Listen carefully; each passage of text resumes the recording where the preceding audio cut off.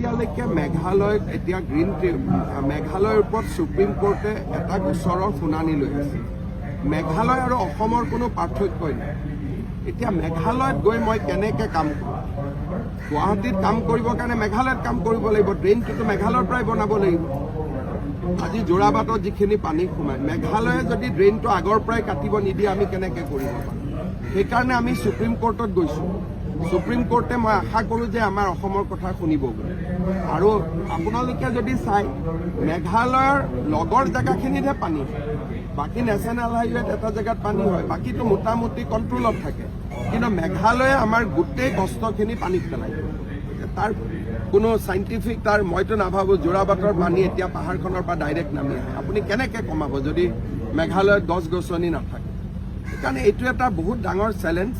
তাৰ মাজতে আৰু বছৰত 2-3 দিন আমাৰ সকলোৰে কষ্ট হয়। কেনেকৈ দূৰ কৰিব পাৰি আমি চেষ্টা কৰি আছোঁ। সুপ্ৰিম কোৰ্টে ভাল জাজমেণ্ট এটা দিব বুলি আমি আশা কৰিছোঁ। 17 তাৰিখেও হপায় সুপ্ৰিম কোৰ্টত কেছ আছে, এই মাহৰ 17 তাৰিখে।